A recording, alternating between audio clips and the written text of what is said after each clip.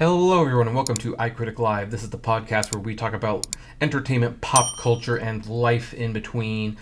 I'm your host, Kevin T. Rodriguez, film critic of iCritic.net. Thank you so much for spending a few minutes of your time here with me today. And this episode is actually going to be an audio version of a blog post that I made for the iCritic website, which I will link to below, although since you're listening to this, you might not need to necessarily read the article, although I do embed some of the shorts that I can in the blog post. So a friend is working on a book about great animated short films. Now, he admitted up front that, look, I've pretty much got my picks for what I think are the best animated short films I've ever seen, but I always like to be open-minded, so I'm reaching out to other critics and peers and friends and ask what their favorite short films are, and he kind of limited it to 5, even though I guess my list has an honorable mention, so it has 6. So I started replying with what, 5 shorts I consider to be very influential and very much worth watching. And then the more I typed, the more I realized I should probably be using this for material for the website and now this podcast. And so we're going to talk briefly about these animated short films that I believe are very influential. They have had significant meaning in my life, and why I believe they should be sought out. Now, it should be noted, most of these, I'm not going to ever say where you can get things unofficially, but they're not too hard to find if you know where you're looking. And honestly, most of them are on YouTube. But there's at least one that you will have to go to a website and stream it and probably pay for it, but we'll cross that bridge when we get there. So let's talk about these 5 shorts that I picked. These are in order of the year they were released. They're not alphabetical, they're not even by preference. And the first short that I picked was Peace on Earth. This was a 1939 short that was directed by Hugh Harman, and it follows a bunch of critters who live in a world without man. Now, their lives are nice, it's sunny, it snows outside, they've got houses and everything, but 2 young, I think they're chipmunks or squirrels, ask their grandpa, hey, we heard about this thing called humans. What happened to humans? And the grandpa shares the story about how humans went to war with one another, and ultimately they went extinct because they killed each other. They basically shot and shot until there were 2 men left who just killed each other. Now, out of the ashes, the animals arise. Now they find a copy of the Bible and they look at some of these rules that were written for humans. Thou shalt not kill. Thou shalt love. And it's like, seems like a pretty good rule book. It's a shame no one bothered to read it. But at the end, there's even hope, because from the ashes you will rise. And not only is this a call for peace, but it is also like a bit of hope, like, hey, no matter what destruction comes, you can come together and you can rebuild. And that is a wonderful message. Both of those are wonderful messages, actually. And especially in a day where we're seeing multiple wars across the world, it should be reminded that, look, I mean, we can choose to love one another.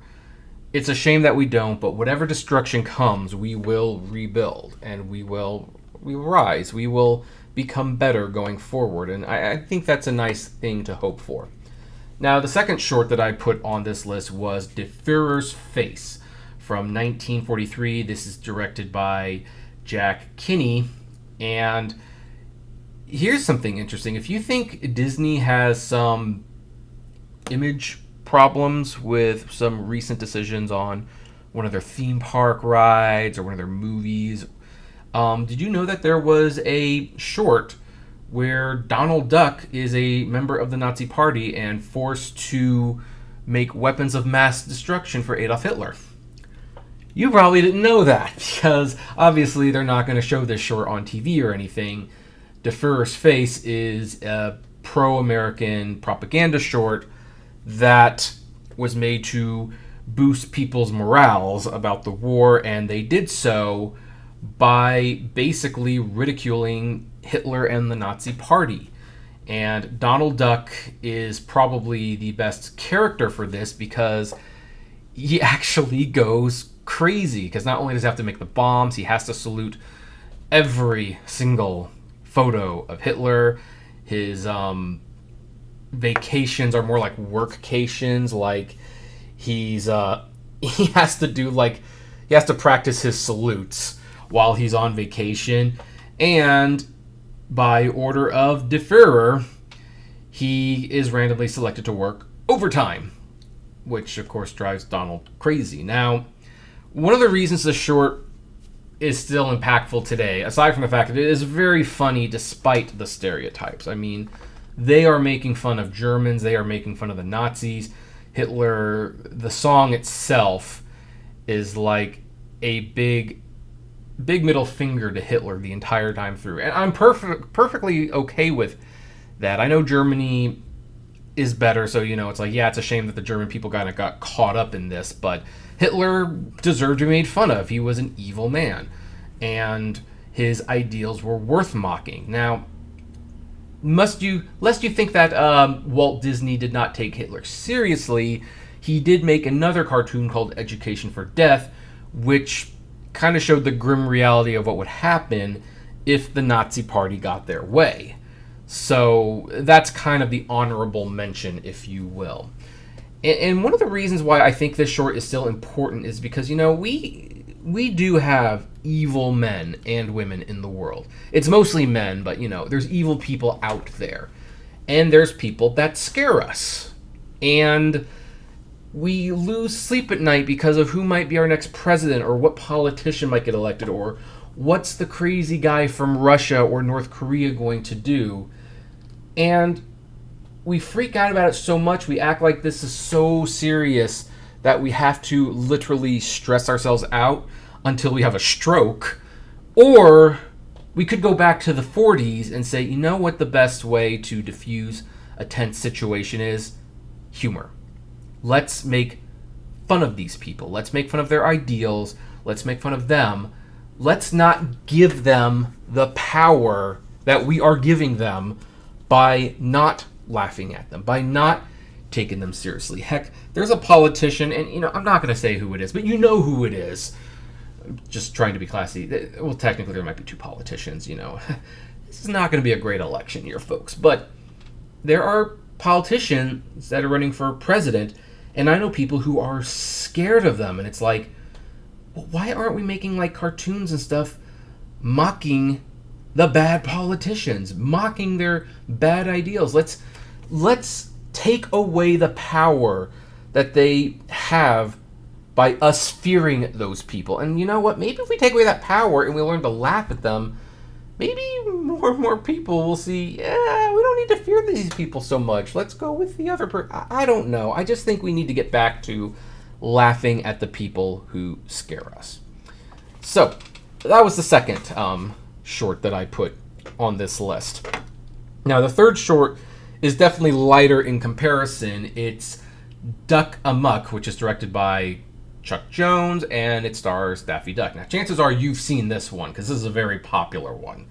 But it starts out with Daffy Duck thinking he's going to be part of, like a Three Musketeers type short thing, and then the backgrounds disappear. And then the whole short, he is being tortured by an animator that you can't see. And the reason why this short particularly stands out to me is because you hear the phrase, you can do anything in animation. Anything can happen in animation. And we say that, but we don't do it very often. And in Duck Amuck, Chuck Jones actually does it. Anything happens. Everything happens. You can't predict the randomness in this cartoon, and most of it is extremely funny. Now, from a story perspective, maybe it's not so interesting. Once the surprise is gone, maybe maybe on repeat viewings it's not, so great. I don't know. But I've seen the short many times. It's never gotten old for me. And I do think that having this short show, like, look, you can do anything with animation. Anything. Go nuts. I just love the short for that reason. Now, the fourth short I put on the list was The Danish Poet in 2006. And this was directed by Toril Kove. This actually won an Academy Award for Best Animated Short Film as well. And this is like about 15 minutes, so, it was a little longer than the other three.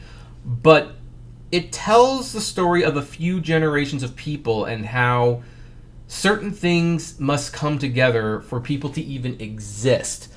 And it contemplates, is that just fate? Is it accident? Like, what if something had gone different? And those are the questions that it proposes, and it shares those questions in a beautiful little love story that is charming and beautiful at the same time. And I really love The Danish Poet. Now, the last one is probably the longest. It's about 32 minutes. It's called Last Day of Freedom. And this one, you're going to have to go on Kanapi or get Doc TV to watch it. There's little clips of it on YouTube, but the whole thing isn't there. It used to be on Netflix. It's not anymore. And this is a documentary that's told through animation. And they talk to a man named Bill who discusses the life of his brother Manny and the issues that Manny had in his life, from getting hit by a car at a young age, which resulted in some brain damage, he thinks, to him joining Vietnam, to having a family, to being forced to make a very difficult decision that no brother should ever have to make.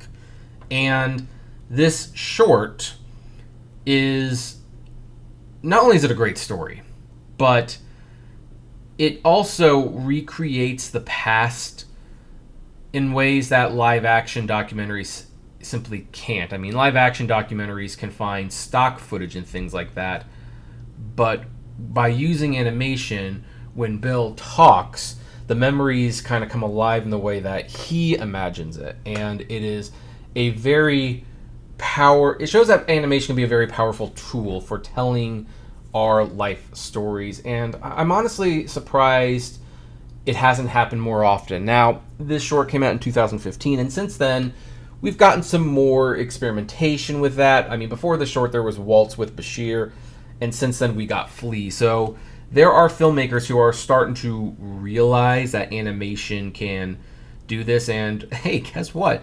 There's a Pharrell Williams, a Pharrell Williams documentary coming out that's being told with Lego animation. I mean, that's going to be very interesting. I'm kind of curious to see what's going to happen with documentaries after that comes out. But in the meantime, in terms of shorts, Last Day of Freedom really caught my eyes and showed that animation can truly be a great medium for non-fiction storytelling, and hopefully more filmmakers will take advantage of that. And that is the article in a nutshell. I'll link to the article in the description if you want to read it, and some of the shorts were embedded there.